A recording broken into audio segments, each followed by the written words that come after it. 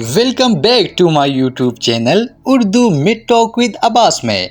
आज हम बात करने जा रहे हैं एक ऐसी सिरप के बारे में जिसका फार्मूला तो एक है लेकिन कंपनी अलग अलग है, जैसे आपको इस वीडियो में नज़र आ रहा है।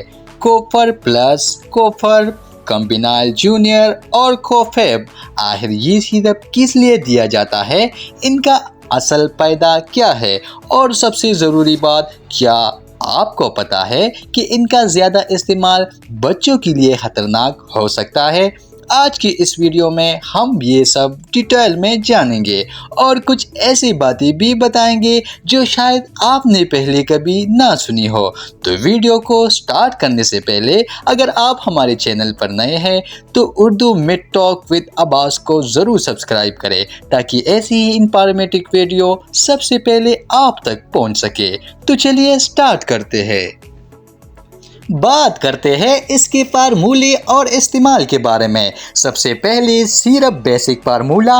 इन तमाम सिरप में एक कॉमन कॉम्बिनेशन होता है। CPM यानी क्लोरोपिरामीन मिलेट, एलर्जी और नाक बहने के लिए, पिलरपरीन नाक बंद होने पर, नेजल डिस्कॉन्जेस्टेंट, पैरासीटामोल बुखार और दर्द के लिए।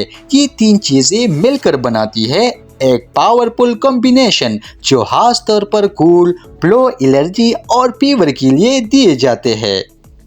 कोफर प्लस या कोफेब थोड़ा स्ट्रॉन्ग वर्जन होता है जिसमें थोड़ी ज़्यादा पोटेंसी होता है। कॉम्बिनाइल एच जूनियर खास तौर पर बच्चों के लिए होता है। अब बात करते हैं इसके कुछ फायदों के बारे में। नंबर एक ही डोज में 3 बीमारियों का इलाज, फीवर, कूल और एलर्जी। नंबर 2, क्विक रिलीफ, बुखार और दर्द में 3 मिनट में असर करता है। नंबर 3, सर्दी में नींद के साथ सुकून देता है क्योंकि CPM हल्का सिडेटिव होता है। Number 4, suitable for kids and adult, लेकिन डोजेज में फर्क होता है। कब और कैसे दिया जाता है, आइए जानते हैं। ये सिरप दिया जाता है जब बच्चा या बड़ा बुखार के साथ सर्दी में मुब्तला हो, नाक बह रही हो या बंद हो, एलर्जी या छींकों का सिलसिला ना रुक रहा हो। डॉक्टर इसे सुबह शाम देते हैं, लेकिन कभी कभी रात में सिर्फ एक डोज भी काफ़ी होती है, खास तौर पर अगर सर्दी के साथ नींद की कमी हो। चलिए दोस्तों, अब जानते हैं इसके साइड इफ़ेक्ट्स यानी नुकसानात के बारे में। हर मेडिसिन के फ़ायदे के साथ कुछ नुकसानात भी होते हैं, जैसे कि नींद का ज़्यादा आना, मुंह तोकना, बच्चों में चक्कर या चिड़चिड़ापन, दिल की धड़कन तेज होना अगर डोजेज ज़्यादा हो जाए। अगर किसी बच्चे को आस्थमा हो तो डॉक्टर के मशवरे के बगैर ना इस्तेमाल करें। कुछ यूनिक और कम मालूम होने वाली बातें, और अब वो बातें जो शायद आपने पहले कभी ना सुनी हो। नंबर 1, CPM ज़्यादा देर तक यूज़ करने से बच्चों में लर्निंग प्रॉब्लम तक हो सकती है। नंबर 2, पिनलरफीन अगर 5 दिन से ज़्यादा यूज़ किया जाए तो नाक का बंद होना और भी बढ़ सकता है, इसे रिबाउंड कंजेशन कहते हैं। नंबर 3, सिरप का टेस्ट मीठा हो सकता है लेकिन इसमें शुगर भी होती है जो डायबिटिक वाली बच्चों के लिए खतरनाक हो सकती है। नंबर 4, इन सिरप में अल्कोहल या प्रेजेंटेटिव ट्रेसेस भी हो सकते हैं जो कुछ केसेस में एलर्जिक रिएक्शन दे सकते हैं। नंबर 5, 2 साल से कम उम्र के बच्चों में देना डॉक्टर के मशवरे के बगैर नहीं देना चाहिए।